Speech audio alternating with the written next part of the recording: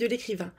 On se retrouve aujourd'hui pour une petite vidéo que j'improvise totalement parce que je suis un petit peu emmerdée parce que j'aimerais en fait continuer à conserver ce rythme de publication sur la ressourcerie, à savoir les publications du week-end, les lectures du week-end, les contes et les livres, et le roman pardon, et les petits retours de lecture le mercredi, sauf que là, je suis pas spécialement débordée, mais je commence à avoir des choses qui se mettent en place dans ma vie professionnelle, ce qui fait que ça fait un petit changement, ce qui fait que ça m'apporte du stress et je suis de nature, j'étais déjà de nature anxieuse depuis un peu toujours, et depuis que j'ai fait un burn-out, c'est un petit peu pire. Donc je suis pas non plus totalement en PLS, roulée au fond de mon lit à ne pas savoir que faire et à être paralysée, mais faut que j'arrive à mobiliser ma concentration sur le temps qu'il faut. Du coup, derrière, je suis crevée, comme j'appréhende les trucs, je dors pas bien. Donc il y a des choses comme ça où là, par exemple, j'ai mis 2 jours à faire un devis et le stress fait que je commence un peu à être moins attentive et à oublier des trucs et j'ai failli zapper que j'avais un cours parce que je pensais que c'était le lendemain. Sauf que le lundi matin et le mardi après-midi, c'est pas la même chose quand on s'en rend compte le dimanche soir. Cours que c'était pas une visio en fait à laquelle j'assistais, c'était un cours que je donnais, donc c'est pas la même chose. Donc autant dire que là, faut que j'arrive à me mobiliser, à pas trop stresser si possible. Enfin, on verra. Ça me semble pas insurmontable, c'est juste chiant. C'est juste chiant à l'instant T. Ce qui fait que je déborde toujours d'idées. Je reviens sur la ressourcerie là. Je déborde toujours d'idées pour la ressourcerie, autant des idées de lecture, de vidéos thématiques. euh, Comme là, j'avais envie de faire un truc autour de Orwell parce que je me rends compte qu'il y a un truc qui, dans l'écriture de Orwell, dans La ferme des animaux et en partie dans 1984, qui fait que je suis très réactive. Je sais pas pourquoi, mais j'ai une réaction de rejet et j'ai envie de comprendre pourquoi. Donc je me suis dit, comme je suis un peu masochiste sur les bords, que j'allais... J'ai acheté un petit bouquin qui s'appelle Pourquoi j'écris, il me semble, où ce sont des textes politiques. Si vous me connaissez parce que vous passez régulièrement, je suis pas très politique, c'est une litote, hein, j'aime pas ça. Je suis pas cultivée, ça m'intéresse moyen, enfin bon, ça m'intéresse pas. J'ai pas une culture politique folle, j'ai une culture historique quand même, ça va, je dirais. Et je trouve que le personnage de George Orwell, donc l'auteur, est intéressant parce que j'avais lu sa fiche wiki, donc j'avais quelques éléments. Ce qui faisait que j'ai envie de comprendre en fait qui il est pour appréhender ses écrits, donc La ferme des animaux et 1984, et c'est pour ça que j'ai acheté Pourquoi j'écris, que j'ai commencé un tout petit peu à lire, mais ça me tombe des mains parce que c'est très très politique. C'est même à ce point politique que je trouve qu'il faut presque potasser un petit peu l'Espagne franquiste et tout ça. Et bon, j'ai la flemme, mais et tout ça pour revenir un peu sur le côté anxieux, ça fait que j'arrive pas à me mobiliser sur... Enfin, j'arrive pas. J'ai des difficultés à me mobiliser sur une tâche précise et à y rester. Donc je picore à droite, à gauche, à droite, à gauche. Je lis quelque chose qui sont courtes, par exemple. Ça, vous aurez une vidéo dans pas trop longtemps là-dessus. Mais j'ai lu Ward tout seul, le tombe abandonné de Céline Badarou, qui est une autrice auto-éditée, qui est super. Je vous montrerai sa chaîne YouTube. Et si vous voulez, c'est un petit Sherlock Holmes qui est au pays des fées, avec des animaux, etc. C'est de la cozy fantasy, c'est super cool. C'est en auto-édition, c'est sur Amazon KDP ou sur son Ko-fi, sur le Ko-fi de Céline Badarou. Donc ça, d'ici quelques temps, parce que ce livre-là était court, c'est une nouvelle, vous aurez un retour là-dessus. Et comme j'arrête pas de picorer, que je papillonne beaucoup, j'ai aussi acheté 3 petits livres de Virginia Woolf que j'avais envie de découvrir depuis pas mal de temps. Donc c'est vraiment des recueils de nouvelles qui sont très courts, qui font 100 pages à tout casser. Et j'ai lu une page ou deux, je suis tombée amoureuse de son style. avec ça, il y a d'autres trucs, plein de petits trucs que je prépare pour la ressourcerie, autant pour Instagram, ça demande pas trop de temps, ça demande un temps restreint, ce qui fait que j'arrive à m'y astreindre. Mais la ressourcerie, pardon, à part les lectures en fait j'y arrive, hein, mais des vidéos thématiques, j'arrive pas. Ces temps-ci, j'y arrive pas, je sais pas pourquoi. Et j'avais une idée par exemple de faire une espèce de vidéo thématique entre l'intention de l'auteur d'un côté quand on la connaît, ou quand on l'interprète, ce qui n'est pas pareil, et les attentes du lecteur de l'autre côté. Donc, est-ce qu'il y a une espèce de formule magique, de recette miracle, qui fait que l'intention de l'auteur vient épouser les attentes du lecteur et poum, c'est un succès? Bon, clairement, je pense pas. Mais je voulais me pencher là-dessus, donc j'avais commencé à lire des trucs, des articles à ce sujet. Je commençais un petit peu à réfléchir alors là, obligatoirement des livres que j'ai connus ou alors des livres dont je connais bien la réception, c'est-à-dire la réception du public à sa sortie. Mais j'ai du mal toujours à me concentrer, donc ça va un peu dans tous les sens, donc c'est chiant. Donc voilà, c'est pour ça, je me suis dit, oh, je vais quand même faire quelque chose pour demain, parce que là je tourne, on est mardi 25 février, donc mercredi c'est demain. Il est 23h. Ce qui veut dire que si j'ai une demi-heure ou 45 minutes de tournage, j'ai 45 minutes à 1 heure de montage et de programmation derrière. Donc, c'est fatigant. Je me fatigue. Je suis toujours pleine d'énergie et compagnie, hein, mais je me fatigue. Sinon, sur un plan pro, je vais rapidement là-dessus. Je commence à arriver un peu à la fin de ma formation, parce que dans 2 mois, ça y est, j'aurai les certifications de lectrice correctrice, donc je serai indépendante pour de vrai, et ça me fait peur. Ça me fait un peu peur. Bon, ça me terrorise pas non plus, mais l'histoire de devis que j'ai mis 2 jours à faire, bah heureusement que mon homme, il était là pour me filer un coup de main, parce que en même temps, j'en ai jamais fait, hein. Je sais à peine à quoi ça ressemble un devis. Donc voilà, je dis pas ça pour me plaindre, hein, mais je trouve que c'est assez intéressant de parler de santé mentale. Je dis pas ça du tout pour me faire plaindre non plus, parce que j'en vois pas l'intérêt en fait. J'arrive à gérer mon truc, hein, ça va passer. Ça va passer, ou je vais réussir à dépasser le truc, à reprendre, à un peu solidifier l'assurance en moi. Ça veut rien dire, mais vous m'avez comprise. Mais c'est pas une question d'assurance, c'est une question d'arrêter d'être fébrile pour... Enfin, fébrile, pas j'ai la fièvre, mais d'arrêter de flipper pour n'importe quoi. C'est chiant, c'est fatigant. Bref, je m'étais dit... j'avais envie de faire aujourd'hui une vidéo, j'ai eu l'idée tout à l'heure en mangeant, donc il n'y a pas très longtemps, sur les personnages qui sont cons, qu'on va trouver à peu près tous unanimement cons. Mais ils vont être cons pour des raisons différentes. Il y a celui qui est un peu stupide, il peut y avoir ceux qui sont un peu pathétiques, donc ceux qui font un peu pitié, un peu pauvre type quoi. Il y a un peu les génies du mal, entre guillemets. Les cons, ça ne vont pas être forcément un antagoniste. Ça peut être aussi un héros moral Y, comme on dit maintenant, donc à la moralité douteuse. Typiquement Walter White. Typiquement, Walter White, c'est un personnage à la moralité douteuse, parce qu'on a un peu un petit prof de chimie dans une petite ville américaine, qui a une vie un petit peu pathétique parce qu'il n'est pas forcément heureux en ménage avec sa femme. Il a un gamin, ils ont un enfant qui est handicapé. Il se fait un petit peu bully par ses élèves. Il se fait marcher dessus par ses collègues, son patron, etc. Et pour arrondir les fins de mois, parce que il y a des frais vu que son enfant est handicapé, il a pris un boulot où il nettoie des voitures, un truc comme ça, chez le beau-frère ou je sais plus quoi, un truc comme ça.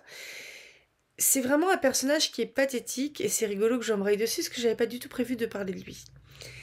Donc on va commencer par les personnages pathétiques. Et Walter White, au tout début, on a un peu pitié de lui, parce que il a une vie qui est pas facile, parce que le pauvre, il se fait emmerder, il sait pas trop se défendre, donc il fait un peu pitié.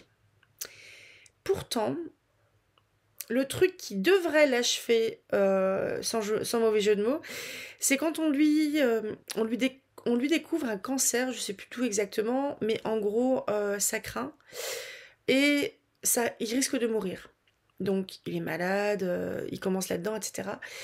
Et l'élément déclencheur de sa nouvelle vie, ça va être à la fois ce cancer où il se dit il faut que je mette ma famille à l'abri, et ses retrouvailles entre guillemets avec un ancien élève à lui, Jesse Pinkman, qu'il voit sortir en fait de la chambre d'une jeune femme avec qui il couchait à moitié à poil, et je crois qu'il se fait arrêter à la suite, Jesse, par le beau-frère de Walter qui est flic.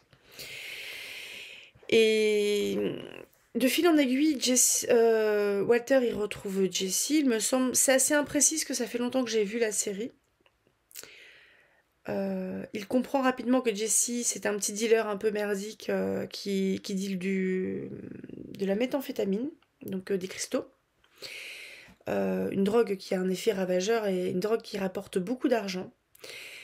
Et à partir de là, il veut en faire partie parce que c'est le moyen de gagner vite et gagner fort et mettre sa famille à l'abri. Donc il a une ambition, un but qui est honorable. Le moyen ne l'est pas du tout. Donc mettre sa famille à l'abri, oui, mais en fabriquant de la drogue, ça pas très sain. Et il va se retrouver en fait à créer un personnage, et puis il pète de trouille au début parce qu'il est dans un milieu qui est dangereux. Il est dans un milieu où il peut se faire tirer dessus, se faire tuer, etc. Et Walter tient à la vie qu'il a encore, malgré tout, au reste de vie qu'il a. Il a peur de mourir, il a peur de souffrir, etc. Et il crée ce personnage de Monsieur Heisenberg. Et il va finir par incarner il va finir par incarner ce personnage d'espèce de baron de la drogue, plus que le cuistot de méthamphétamine dans la caravane, quoi. Et c'est un personnage qui est très intéressant parce que son côté con, on n'a même pas défini les cons, mais son côté con, c'est que il est obligé de se durcir. Il est obligé de rentrer dans ce personnage de gros dur qui, hum, qui n'a peur de rien, qui peut faire n'importe quoi en fait pour avoir raison ou remporter un contrat ou quoi que ce soit. Il est obligé. Donc il rentre là-dedans et à fond. On peut dire après est-ce qu'il va perdre son âme ou des choses comme ça. On peut penser à partir un peu dans ses considérations philosophiques, mais je trouve que c'est très intéressant. Frank Gallagher, autre série télé. Je vais parler à la fois de séries télé, peut-être de films aussi, je me souviens. Oui, de films et de livres. Frank Gallagher, c'est le héros de la série télé Shameless. Je vais parler uniquement de Shameless US parce que j'ai pas vu la série. J'ai dû voir un épisode de la série anglaise. Je préfère la série américaine. Où pourtant on est dans une famille ils sont tous en grande précarité. Le père, il est à la limite d'être SDF. Et pourquoi c'est un sale con et pourquoi il est pathétique? Parce que c'est un gars qui a plongé, mais alors à corps perdu, dans l'alcoolisme et dans la toxicomanie. Sauf que sa femme, elle est pas mieux, puis surtout sa femme, elle s'est barrée. Et il y a 6 enfants à la maison. Il y a Fiona, la grande, qui au début, elle doit avoir 21 ans, un truc comme ça. 21-22 ans, qui s'occupe de tout le monde. Sauf que il y a Fiona, il y a 2 grands ados après, Lip et Yann. Ensuite, il y a 2 petits, enfin, 2 enfants de 10-12 ans. J'ai oublié les noms. Debbie et Carl. Et il y a un bébé. Il y a un bébé qui s'appelle Liam, si je me trompe pas de prénom. Et si vous voulez, dans cette série télé-là, tout le monde va un petit peu endosser le rôle de con à un moment ou à un autre. Mais tout le monde peut aussi avoir son instant de grâce. Parce qu'autant Franck en fait, c'est un mec, il est capable d'aller piquer de l'argent à sa famille pour aller s'acheter de la drogue. Il leur fait les poches, il squatte. Franck, il se fait régulièrement virer de chez lui parce que personne ne peut lui faire confiance. Euh, les enfants, les petits, pas Liam, Liam il est trop petit, Liam il a 1 an et demi, un truc comme ça. Mais Debbie et Carl, c'est toujours des petits, ils ont 10 12 ans, un truc comme ça, 8 10 peut-être. Euh, Ils sont attachés à leur papa. Et leur papa, c'est un grand parleur, il a la gouaille, il arrive à convaincre assez facilement. Mais Franck, c'est quelqu'un qui est capable aussi de faire les poches de quelqu'un qui vient de faire une crise cardiaque et de mourir pour récupérer de la thune, les clés et aller piquer ce qu'il y a à piquer dans l'appartement, dans le taudis. Donc, morale Y, mais alors complètement. Euh, et pour qu'est-ce qui le sauve, Franck? C'est que les raisons de sa chute, eh ben, je pense qu'on n'aurait pas forcément fait mieux que lui. Parce que et je trouve que c'est très réaliste, parce qu'en fait, quand il a rencontré sa femme, c'était un jeune étudiant qui faisait un petit peu la fête, mais qui s'est un peu dévergondé en fait avec sa femme. Parce que sa femme, c'est une jeune femme qui souffre de bipolarité. Une bipolarité qui vit pleinement en fait le déploiement de symptômes parce qu'il n'y a aucune médication, aucun soin thérapeutique.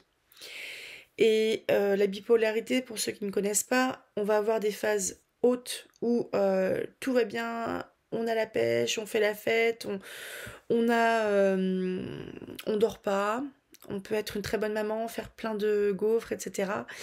Et il y a les phases basses où là, c'est suicide, en gros. C'est c'est pas tout le temps comme ça, hein. Là, je suis pas en train d'expliquer ce qu'est la bipolarité, hein. Mais c'était comme ça chez ce personnage-là, chez le personnage de la maman dont j'ai oublié le nom. Ce qui fait que la maman, c'est une espèce de... À l'image de la famille, par rapport à sa famille, la maman, c'est une espèce d'ouragan. Elle va arriver, elle va tout ravager. Mais quand il y a l'œil du cyclone, elle fait des crêpes, elle emmène les petits à l'école, elle va les chercher à 4 heures parce que c'est l'heure, elle va au rendez-vous parents-prof, et après, il la voit plus pendant 2 ans. Donc, Frank Gallagher, salaud, Frank Gallagher capable de mettre en gage, par exemple, son fils Liam, qui a 1 an et demi, 2 ans, à un dealer parce qu'il devait de l'argent au dealer. Mais Frank Gallagher, parfois, peut-être un père à peu près potable. Et le à peu près potable, c'est énorme par rapport à ce qu'il fait d'habitude. Et ce qui fait que c'est quand même un personnage pour qui j'ai un petit peu d'affection. Mais comme Heisenberg, enfin comme Walter White, c'est un personnage que j'inviterai pas à la maison. Euh, mais j'ai trouvé, même s'il y avait, on est dans des séries américaines, donc on est parfois dans du too much, etc. hein, mais c'est le travers des séries américaines qui durent, parce qu'il faut durer. Donc pour durer, il faut du plus. Mais ouais, c'est un personnage pour qui j'ai de l'affection, un peu de pitié. J'aime bien des fois qu'il aille un peu mieux, qu'il soit un peu mieux dans ses pompes et qu'il soit un humain un peu plus acceptable. Et sauf que des fois il fait de la merde, donc il fait de la merde. Tiens, pour faire un sacré pas de côté, enfin, il y a un canyon là entre Frank Gallagher et le prochain personnage dont je vais vous parler. Parce que je vais vous parler du Chevalier des Grieux de Manon Lescaut. Donc Manon Lescaut, c'est un livre qui a été écrit au XVIIe siècle, si je me souviens bien, par l'abbé Prévost, et qui est au programme du bac.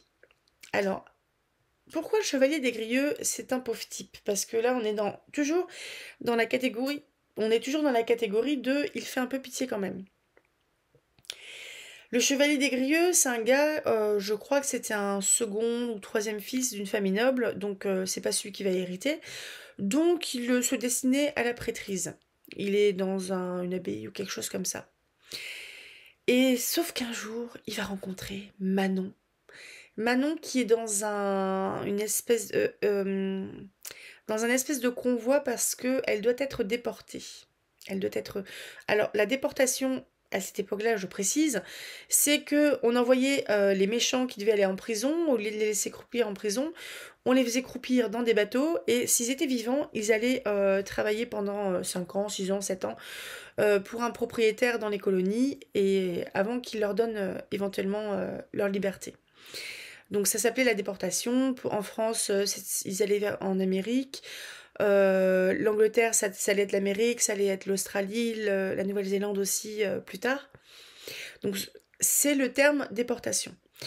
C'est pas du coup la même déportation que 39-45 évidemment.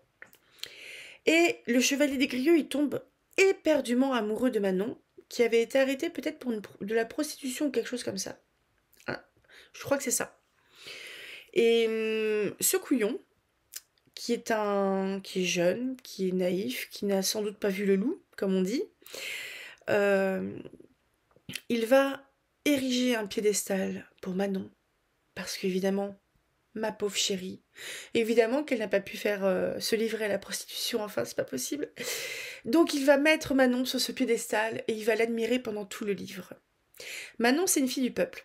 Manon, elle sait que soit elle va trimer comme boniche à droite à gauche pour 3 francs 6 sous, qu'elle va se faire entre guillemets tripoter par le propriétaire, se faire mettre enceinte par son patron, et que ça va être de la galère, et que soit elle se sert de la beauté, parce qu'elle est belle, elle le sait, elle fait de l'effet aux hommes, et elle peut devenir la maîtresse d'un homme.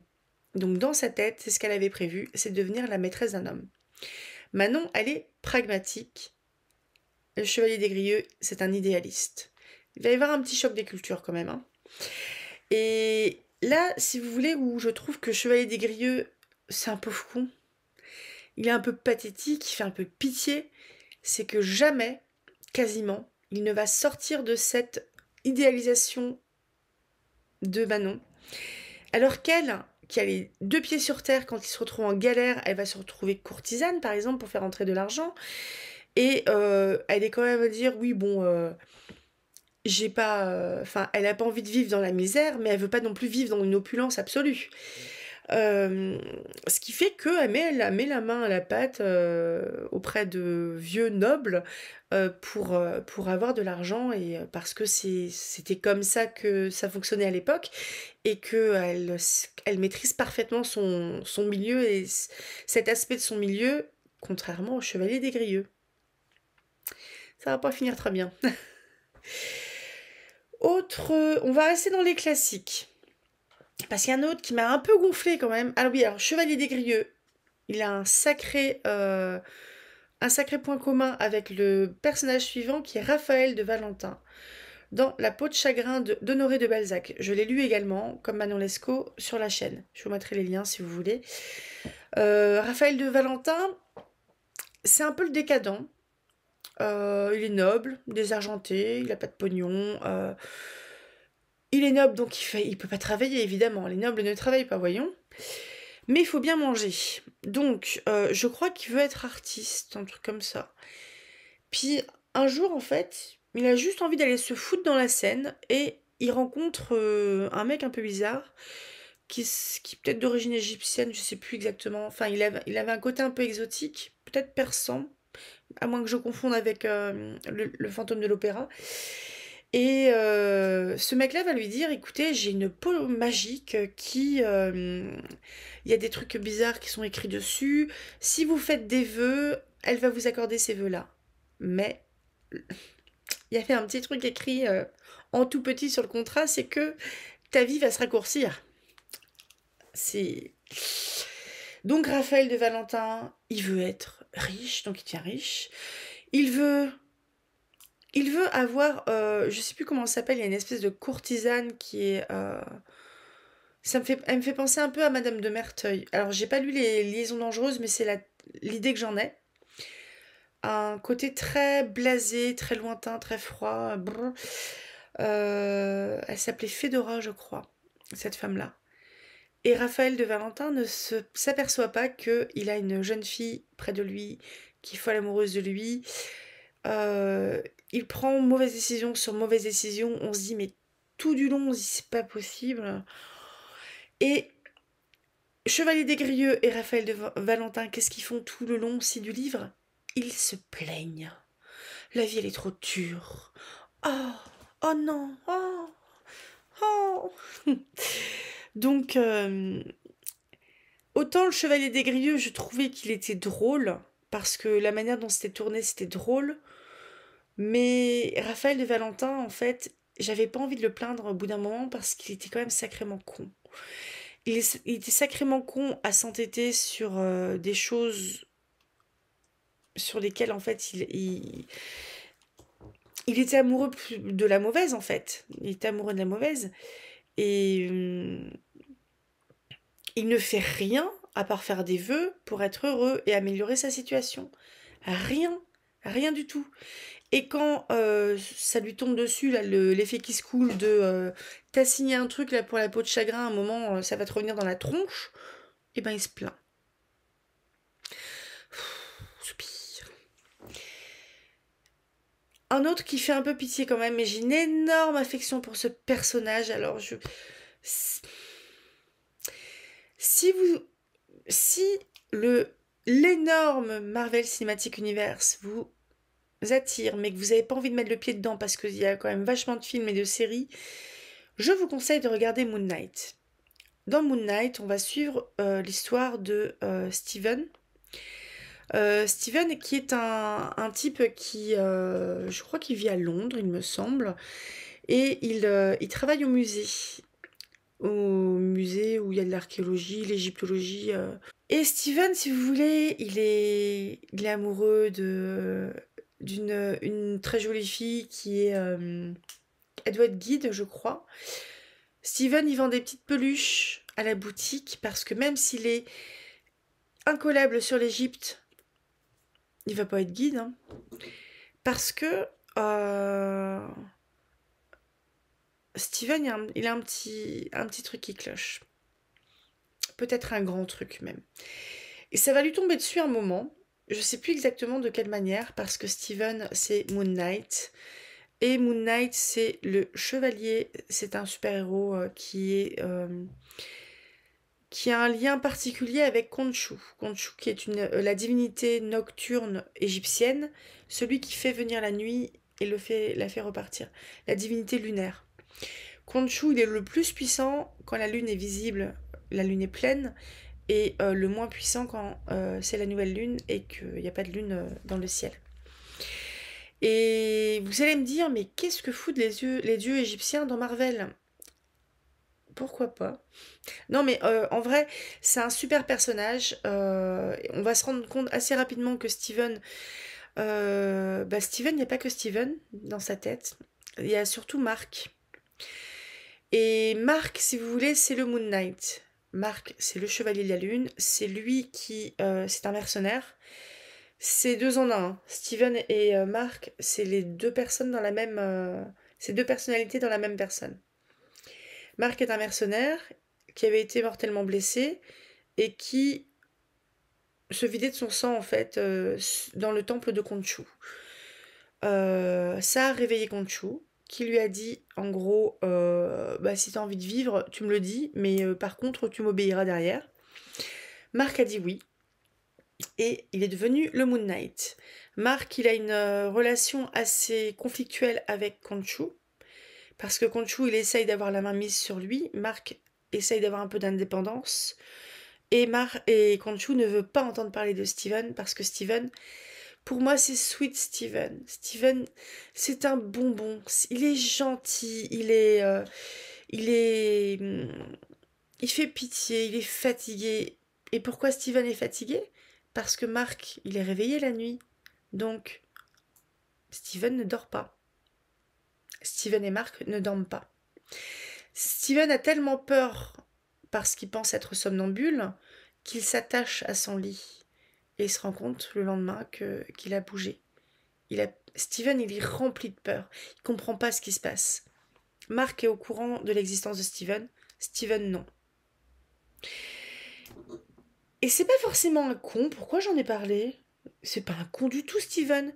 Mark, un peu. sur les bords, Marc peut être un peu con, mais c'est plus Khonshu en fait. Khonshu est très manipulateur pour de bonnes raisons, puis c'est un dieu, hein. Mais Khonshu est très manipulateur et il se sert en fait de la maladie mentale, enfin du trouble dissociatif de l'identité de Mark Steven. Et d'ailleurs, il y a Cinémathérapie, je vous mettrai le lien de leur chaîne en barre d'informations qui a... Donc Cinémathérapie, c'est un vidéaste, un cinéaste et un thérapeute, un psychologue sans doute, qui vont en fait regarder la manière dont... donc soit analyser des personnages de films ou de séries télé, soit voir un peu la représentation de la maladie mentale psychique chez les personnes, enfin chez les personnages, et en fait voir un peu comment est représentée cette maladie-là et quelle est la part de vrai, de fantasme entre guillemets sur les pathologies. Et Moon Knight apparemment c'est quand même assez, enfin c'est quand même très bien documenté et très réaliste dans la manière de, enfin quand on met de côté évidemment le côté merveilleux de Marvel et compagnie, mais sur l'alternance de Mark Steven, c'est apparemment très réaliste. Donc je vous mettrai un lien vers... Mais là où Steven il est tout mignon, Mark il est un peu plus rugueux sur les bords. Vous voyez, hein, il va envoyer chier quoi. Mark il va... C'est le dur. Mark c'est un mercenaire, hein, c'est le dur. J'ai envie de passer à ceux que j'appellerais les hérissons sociaux. Donc les hérissons sociaux c'est soit le petit ratier qui va niaquer parce qu'il a peur, ou soit, je dirais, les grands maladroits. Donc, les hérissons sociaux. On est vraiment sur les personnages qui sont maladroits sur le plan social, qui ne vont pas savoir se comporter en société, avec une femme, ou en société tout bêtement. Ils n'ont pas forcément les codes, ou ils s'en foutent, ou ils commettent des impairs. On va commencer par Thorn, de la Passe Miroir. Donc, c'est une série de livres écrite par Christelle Dabos, que j'ai adoré. Il faut absolument lire cette série. Thorn, il se marie, donc c'est un mariage arrangé, avec Ophélie, qui est l'héroïne de La Passe Miroir. Ophélie, elle ne veut pas du tout de ce mariage. Thorn, il n'a pas l'air d'en vouloir trop non plus. Vu comment c'est parti, en fait, Ophélie, qui est une gamine qui est quand même pleine de vie, qui a des opinions. Ophélie, elle sait ce qu'elle veut et elle le dit. Elle a surtout elle a une certaine franchise qui n'est pas forcément bienvenue dans son milieu. On est un peu dans un milieu 19e. Mais Ophélie, si elle n'est pas d'accord, elle va le dire. Thorn, il n'est pas trop habitué à ce qu'on s'oppose à lui. Et dit comme ça, peut-être que vous êtes en train de vous dire « Oula, on va tomber sur un truc trop... enfin, un peu cringe, on va tomber sur quelque chose qui va nous mettre mal à l'aise. » Eh ben, pas vraiment. On n'est pas sur... enfin, on est sur une relation qui est forcément déséquilibrée parce que Ophélie, elle quitte sa famille, elle quitte l'endroit où elle vivait pour se retrouver dans un endroit qui paraît beaucoup plus dangereux que là où c'était assez pépère où elle vivait, avec des codes sociaux qu'elle ne maîtrise pas, des conventions qu'elle ne maîtrise pas et puis dont elle se fout un petit peu quand même.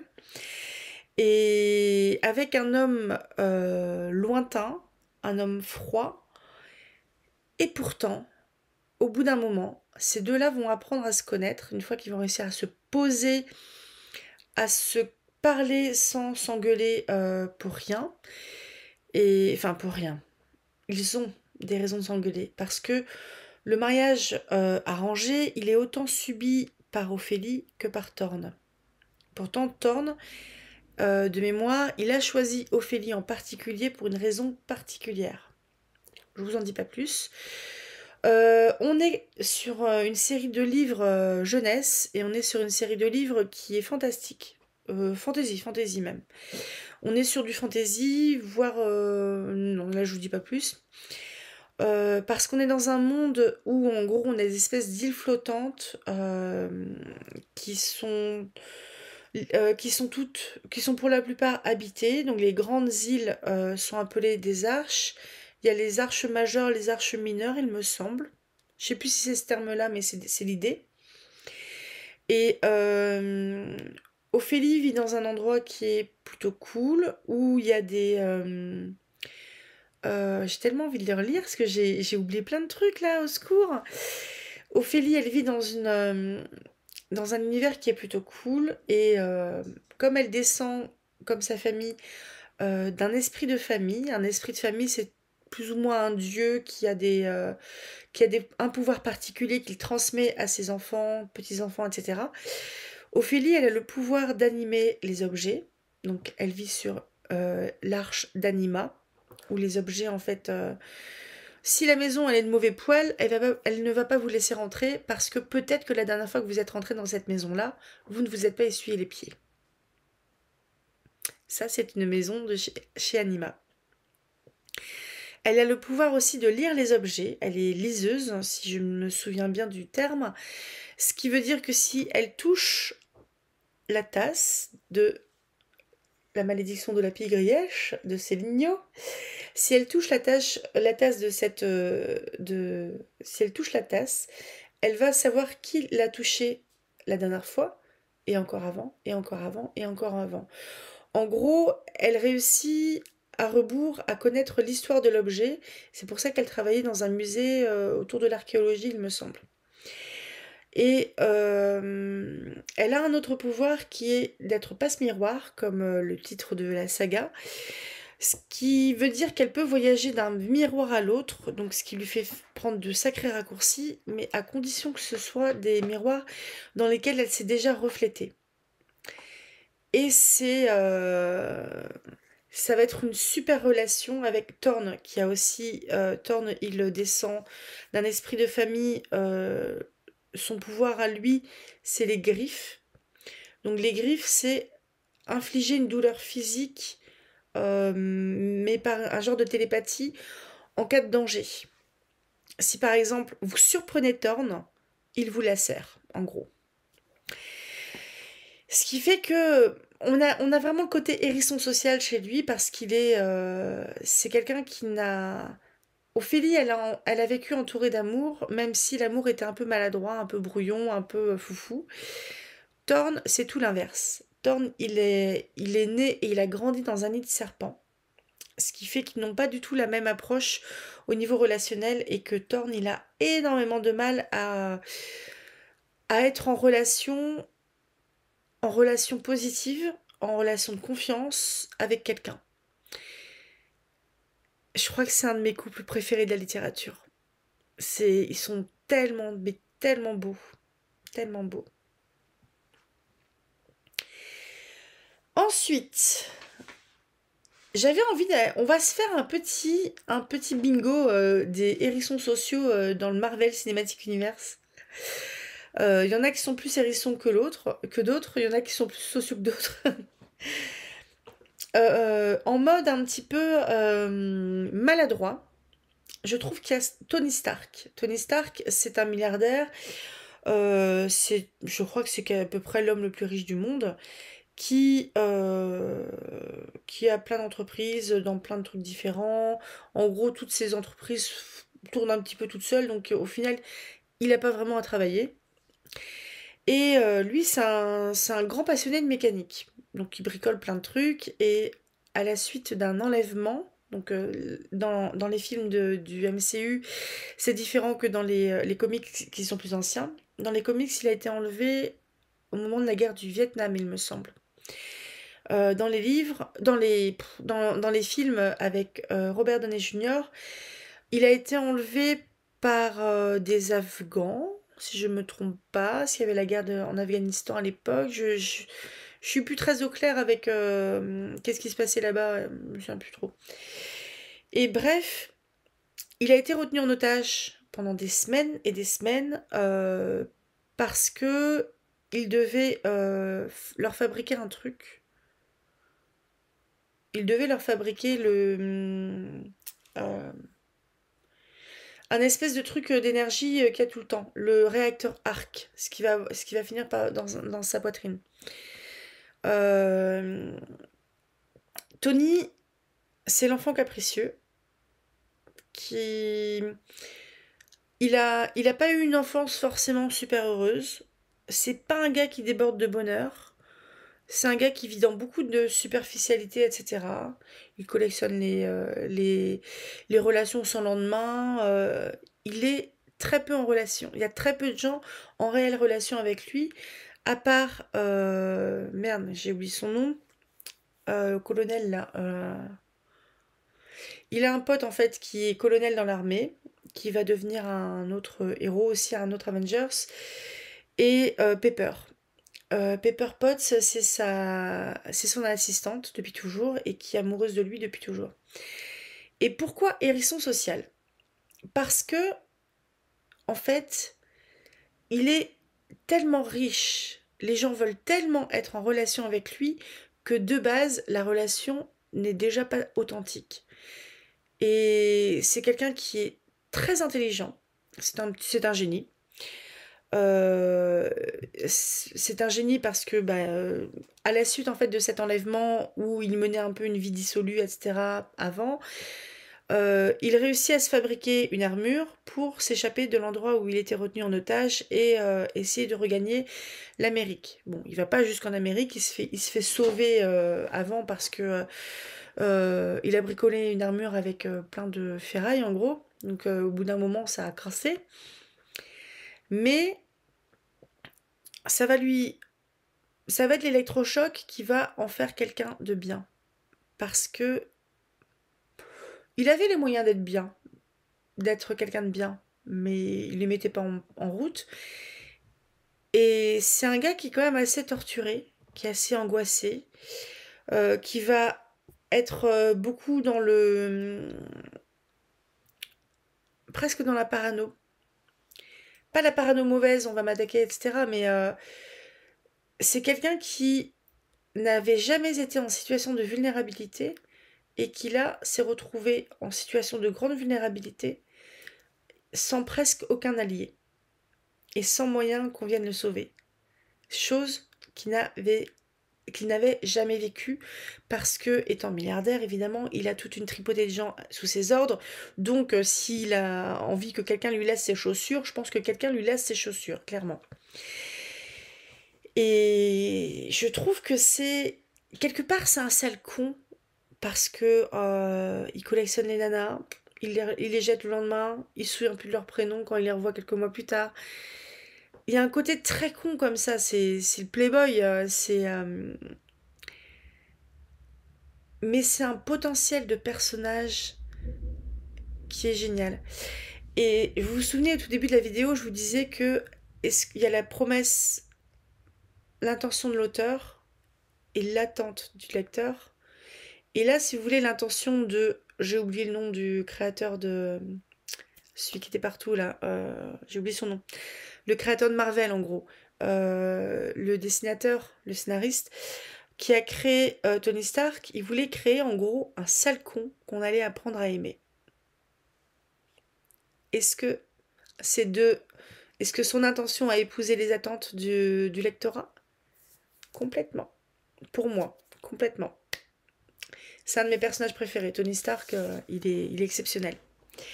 J'ai assez peu lu de comics, hein, j'en lis très peu, mais je trouve que dans Marvel, puis bon, il y a l'interprétation de Robert Downey Jr. évidemment, mais il est vraiment top.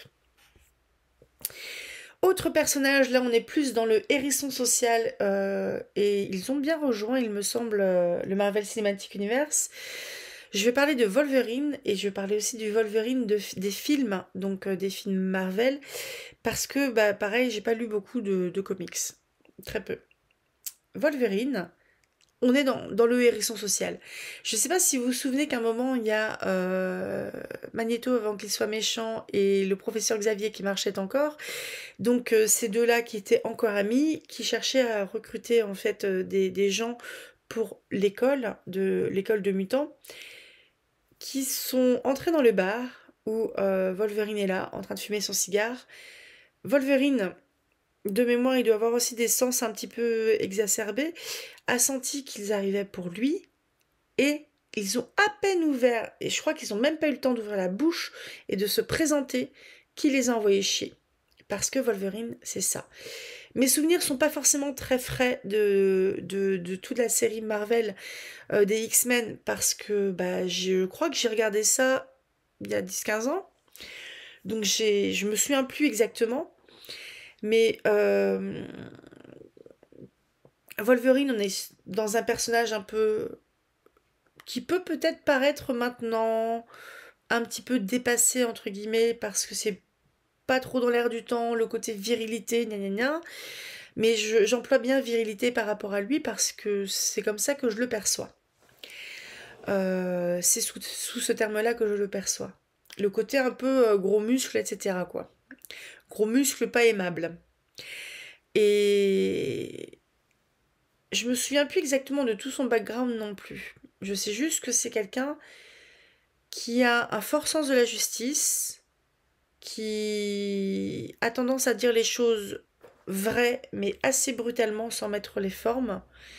Une espèce de franchise un peu brutale. Donc une franchise qui peut blesser, mais qui dit la vérité. C'est pas un menteur, c'est pas un manipulateur. C'était un soldat. Donc c'est quelqu'un qui a subi plein de choses, qui a été torturé. Donc il avait un squelette d'os, évidemment. Mais à la suite d'expérimentations scientifiques, scientifico-mutantes, bizarres, on lui a mis dans son squelette de l'adamantium, qui est un métal surpuissant, machin. Je me souviens plus trop. Mais c'est quelqu'un qui a subi. C'est quelqu'un qui a été torturé. C'est quelqu'un qui veut se venger contre les salauds qui lui ont fait ça. Wolverine, sale con, oui, mais sale con qui a aussi son arc de rédemption. Euh, Sale con qui est dans l'empathie. Sale con qui peut essayer de mettre les formes parfois, même si ça lui demande beaucoup.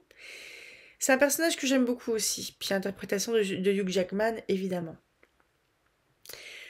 On va rester un petit peu encore dans Marvel avec Deadpool. Alors Deadpool, con, oui. Con marrant complètement. Et con maladroit socialement à fond. C'est un personnage que j'aime beaucoup. Il y a l'interprétation de Ryan Reynolds, évidemment. J'ai vu les 3 Deadpool. Je crois que j'ai dû lire un tout petit peu de comics sur lui, mais je me suis pas suffisamment. Je m'en souviens pas suffisamment pour vous en parler. Mais c'est un personnage pour qui j'ai de l'affection parce que c'est un gars qui n'a absolument aucun filtre, qui va dire complètement ce qu'il pense, de la manière dont il le pense. Donc prenez-vous ça dans les dents. Mais en même temps, c'est une crème. Il déborde de gentillesse et il peut se retrouver à démembrer quelqu'un tout en chantant la sérénade à sa femme, par exemple. C'est... Et il a un côté provoque un peu ado, complètement immature, déconnant, décalé, qui est super drôle. Mais on est plus dans le con avec un fort potentiel de côté sympathique, en fait. Alors clairement, il fait aussi partie des gens que j'inviterai jamais chez moi pour boire une bière, mais mais Deadpool, ouais, c'est vraiment un personnage que j'aimerais bien voir évoluer avec d'autres personnages dans Marvel une fois qu'ils vont goupiller leur truc, je sais pas quand, parce que je suis moins au courant en fait de ce qui se passe dans Marvel. Là, ça fait quelques mois que j'ai pas trop mis le nez dedans, je suis en retard. J'ai envie de reprendre à zéro. Mais bref, Deadpool, con, oui. Hérisson social, oui, mais avec des paillettes et couleur arc-en-ciel, s'il vous plaît. On va passer dans des trucs plus... On va rester peut-être dans du drôle. Je vais parler de Sherlock. Je vais parler de Sherlock dans les adaptations que je connais et dans les 2 bouquins de Sir Arthur Conan Doyle que j'ai lus. Donc Sherlock, on est chez quelqu'un de brillant. Il le sait. Il est brillant et il a besoin quelque part qu'on l'admire.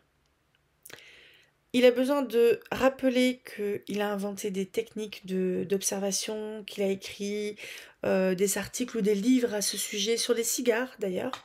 Ça, c'était dans un des deux livres, peut-être dans Le Signe des Quatre, il me semble. Sherlock, il adore tourner en ridicule la police de Scotland Yard parce que elle va être en difficulté pour résoudre certaines affaires que lui galère aussi à résoudre, mais il les résout. Alors que Scotland Yard, non. Et il peut être très vexant comme ça parce il va rappeler un peu aux policiers que il est consultant. S'ils viennent le chercher, c'est qu'ils sont en échec et que lui, il va réussir. Et il a une tendance à jubiler par rapport à ça. Après, les policiers, je pense qu'ils sont pas forcément stupides. Ils vont peut-être aller tout bêtement à la solution la plus évidente parce que peut-être, je pense, souvent la solution la plus évidente est la vraie, que ils ont cette connaissance, etc. Et Sherlock, du coup, je trouve que dans les romans de Sir Arthur Conan Doyle, il se comporte comme un con avec, avec les policiers de Scotland Yard, parce qu'il les tourne en ridicule. Euh, il peut faire un peu hautain, un peu donneur de leçons, parfois avec Watson. Mais sinon, je le trouve quand même plutôt à respecter les codes sociaux, à les connaître. Alors que le Sherlock qui est joué par Benedict Cumberbatch, on est sur un... Ah, puis il y avait celui de Robert Downey Jr. aussi. Et il y avait Elementary. Euh, Celui de Benedict Cumberbatch, donc la série Sherlock, je le trouvais plus maladroit dans ses relations, plus autodestructeur aussi, un peu plus cassé. Euh, bon, après mes souvenirs remontent un peu à trop longtemps. Pareil pour Robert Downey Jr., il y avait le côté aussi un peu casse-cou, un peu, un peu décalé, un peu besoin d'une nounou quand même. Elementary aussi, je trouvais qu'il se rejoignait là-dessus. Et après, c'est un personnage que j'aime beaucoup, Sherlock Holmes. Côté brillant, brillant mais décalé. Je ne saurais pas mieux dire. Je suis en train de me dire en fait que Sherlock et Tony Stark, ça peut faire un super crossover hein, si quelqu'un veut s'y coller. Et on va finir par un de mes préférés aussi. Parce que maintenant que j'ai relu ce livre, j'ai pu voir tous les petits indices, tout le foreshadowing que Jane Austen ne connaissait pas. Elle connaissait certainement pas cette technique à l'époque, mais elle l'a pourtant appliquée. Ou elle ne connaissait peut-être pas le nom de cette technique, c'est qui est une technique de scénario américaine, il me semble. On va parler de Orgueil et Préjugés et de Darcy. Darcy, il est... je me demande s'il n'est pas marquis ou quelque chose comme ça. Donc c'est un noble, mais de haute naissance qui va hériter d'un grand domaine, de ses parents, de sa tante aussi. Donc c'est quelqu'un qui est blindé. C'est quelqu'un qui du coup a eu une éducation en conséquence, qui maîtrise totalement les codes sociaux de son milieu, et qui un jour va suivre un de ses amis qui est un Sunshine, Bingley, à la campagne, à un bal. Darcy, ça le fait chier, mais à mort, d'aller danser avec les filles de la campagne. Mais il s'y colle. Et il va rencontrer Elisabeth. Et là où on voit chez Darcy quelque chose comme de la distance, de la hauteur, euh, Darcy, je pense que c'est le personnage qui a créé les personnages arrogants dans les romances. Je pense. Pourtant, je pense profondément que Darcy n'est pas que arrogant. Je pense que il est très maladroit dans les relations sociales et surtout dans les relations sociales avec une fille qui lui plaît. Parce que si la première rencontre avec Elizabeth Bennet, ça tombe un petit peu à plat parce que Il dit à Bingley, non, je veux pas danser avec elle, elle est à peine potable, en gros. Elle, à peine passable, quelque chose comme ça. Passable, je suis sûre, à peine, je sais plus. Elle est passable. Et Elisabeth, elle entend ça. Elisabeth, si vous voulez, c'est une sorte de... elle ressemble un peu à Ophélie de la Passe Miroir. Elle est pleine de vie, elle rit beaucoup, elle aime danser, elle est pleine d'esprit. Là où, dans ce milieu-là, euh, la conversation, on était sur du small talk, donc c'était parler un peu de la pluie et du beau temps, et qu'on a mangé des scones avec la confiture de framboise ce midi, et que c'était très bon.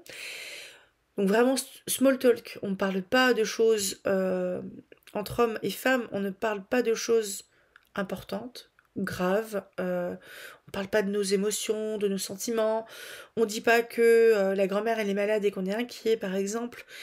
On est vraiment sur de la discussion du tout venant qui va pas froisser quelqu'un, ni créer de polémique, ni critiquer la robe de la duchesse de machin. On n'est pas là-dedans. Elisabeth, elle a un petit truc, c'est qu'elle a une grande gueule. Elle a une grande gueule et elle dit les choses très poliment, mais elle envoie chier. Je sais plus de quelle manière elle le fait, mais elle envoie chier propre et net, mais très poliment. Ce qui fait que Darcy, la première fois, mais il sait plus comment faire face à cette femme-là.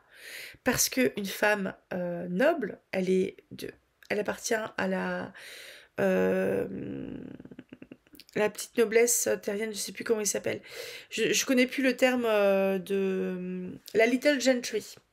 Elle appartient à la petite gentry et c'est une noblesse plus ou moins désargentée, mais qui ont un peu de terre avec un petit manoir en pas trop mauvais état dessus, en gros. Et Elisabeth, elle fait partie d'une famille un petit peu originale parce que maman essaye maman essaye de 1, 2, 3. Ben, la maman, elle a 5 filles à marier et croyez-moi que c'est un boulot à temps plein. Le papa, il regarde ça de loin, il bouquine son journal et ses bouquins dans la bibliothèque et qu'on lui foute la paix, en gros. Donc toutes ces filles, ces 5 filles-là, ont été élevées par la maman qui a un niveau d'anxiété quand arrive la saison des mariages à 5000, qui est, qui est vraiment gourde sur les bords. Madame Bennett, c'est une idiote, hein, qui est très chiante, mais je la trouve, moi j'aime bien, elle est marrante, elle est attachante. Et Darcy là-dedans, eh ben, il sait pas du tout comment se comporter. Parce que ces gens-là ne se comportent pas comme ils devraient le faire et que c'est complètement déconcertant pour lui. Darcy est complètement déconcerté par cette famille qui est pourtant de noblesse, certes petite et désargentée, mais qui est censée avoir les codes sociaux de la noblesse, sauf que pas du tout. Donc il sait pas faire. Et Elisabeth va pas mal le bouleverser parce elle est pleine d'esprit, elle est intelligente, elle se détonne un peu dans cette famille. Euh, et surtout, Darcy va faire une boulette par rapport à elle. À part lui dire qu'elle était pas. Enfin, à part dire d'elle et qu'elle l'entende, dire d'elle qu'elle était passable. Mais Darcy va faire une bonne boulette parce qu'il a tiré des conclusions trop vite. Et quand ça va se savoir, eh ben, il va essayer de rattraper le coup. Et croyez-moi que vu tout ce qu'il va déployer comme effort pour réparer, quelle autre preuve d'amour que tout ça, que j'ai fait une grosse boulette. Donc j'assume, je répare. Comme ça, tu n'es plus malheureuse. C'est une très belle histoire. Je vous conseille très fort de lire ou de regarder Orgueil et Préjugés de Jane Austen. C'est sur la chaîne aussi si vous voulez.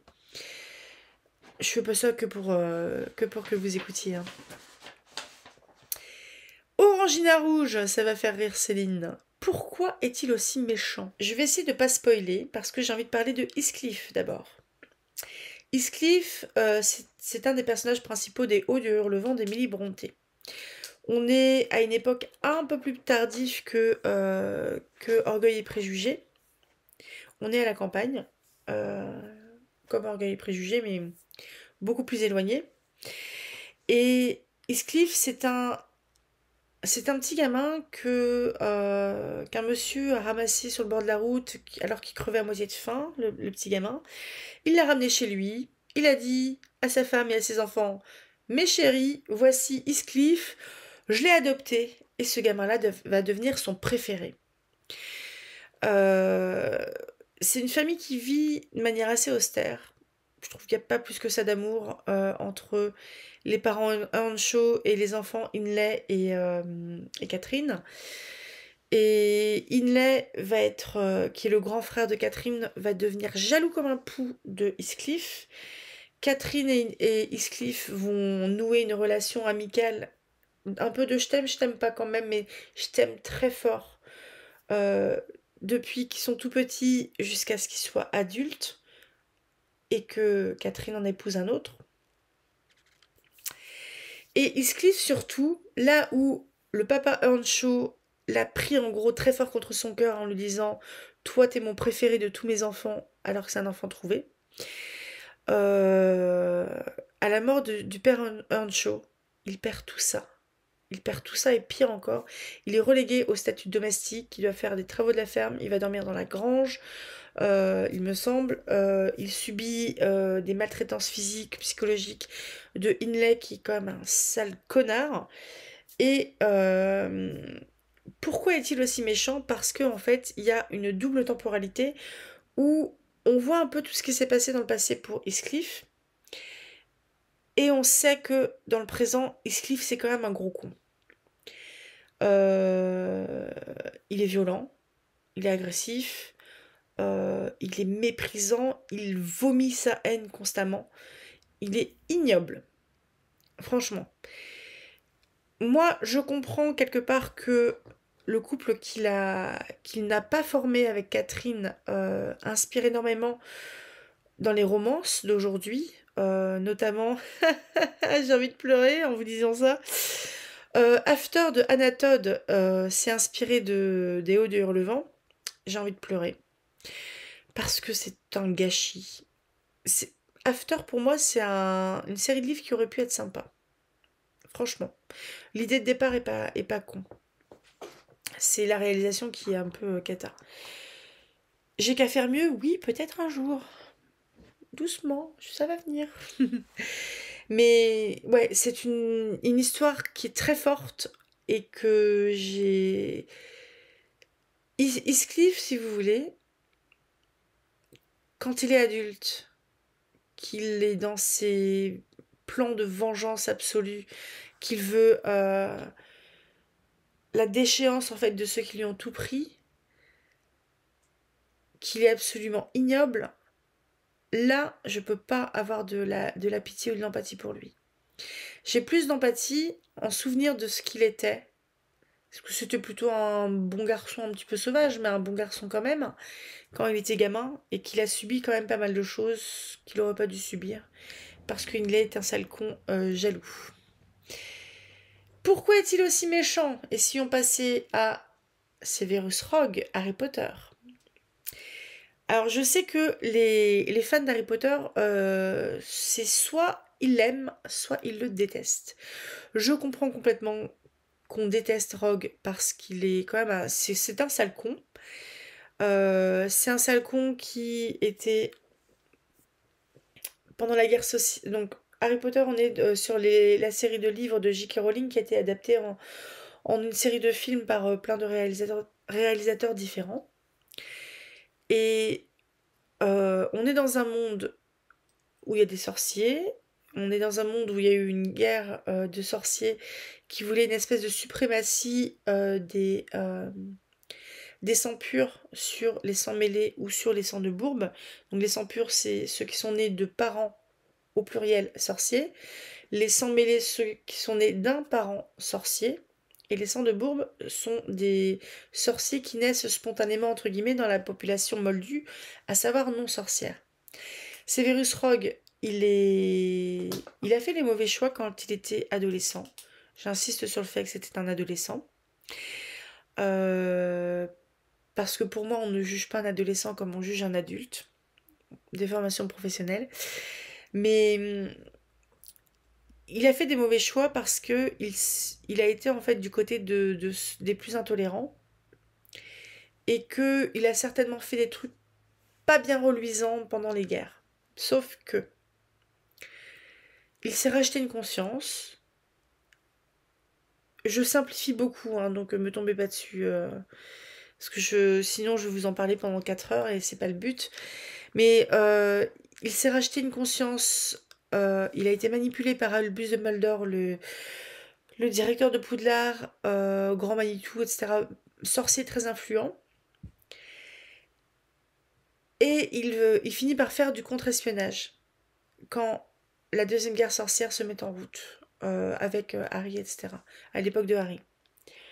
Parce que l'époque pas de Harry, c'est 11 ans avant. 11 ans, 15 ans même. Et bref, c'est un personnage qui est très intéressant parce que je trouve que jusqu'au bout, je vais pas spoiler pour les gens qui sont passés entre les mailles du filet et qui ne connaissent pas, qui n'ont pas lu ou pas vu les films, mais c'est vraiment un sale con parce que il est, il est partial, il est tout le temps en train de favoriser sa maison. Donc sa maison, c'est les Serpentards, dont il est le directeur. Il est tout le temps à se moquer méchamment de personnages qui peuvent être fragiles comme Hermione. Donc il va se moquer de son physique, alors qu'elle a quoi? Elle a 12-13 ans.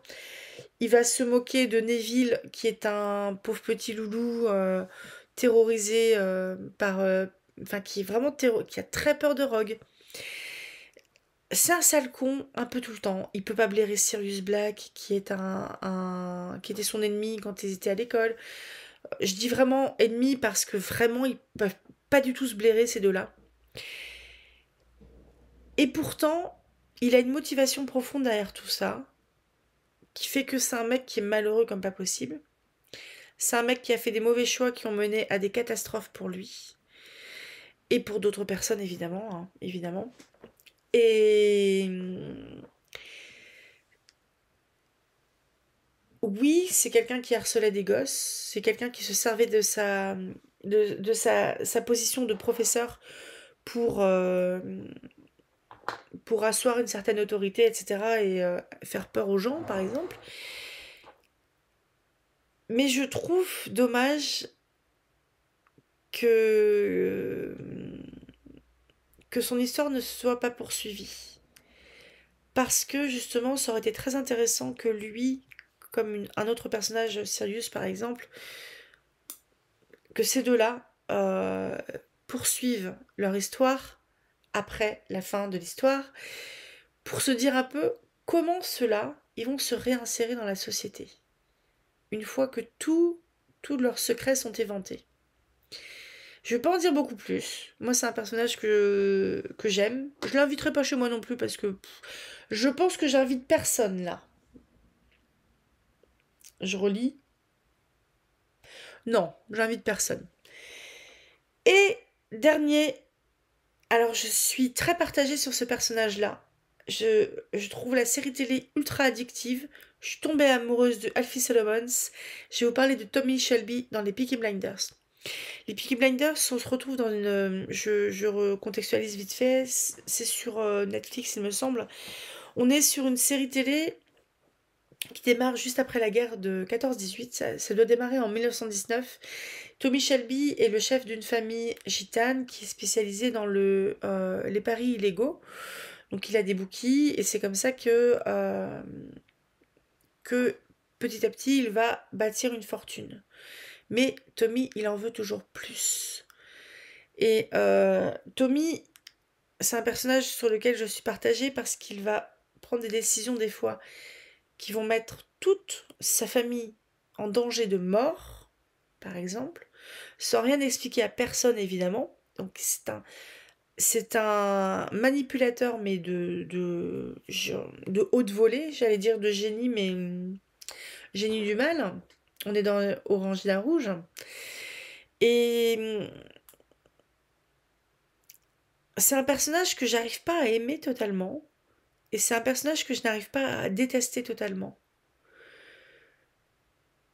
Et je suis vraiment très partagée sur lui.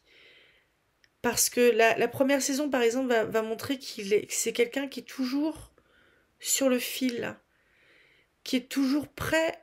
Enfin, comme si c'était quelqu'un qui, en fait, était tellement en souffrance qu'il était souvent pas très loin de péter les plombs. Là où ça va être plus exacerbé chez son grand frère Arthur, par exemple, qui, lui, clairement, il est en syndrome de stress post-traumatique, il est ultra autodestructeur, etc. Tommy, c'est beaucoup plus insidieux. Et Tommy, on est dans une espèce de quête de vengeance aussi, mais de vengeance sociale, parce que bah déjà, il vient de la communauté gitane, les Tinkers irlandais, où ils subissent de la ségrégation, enfin, c'est pas le terme, enfin, ils subissent de la discrimination, etc. Ils ont des vies qui sont pas évidentes,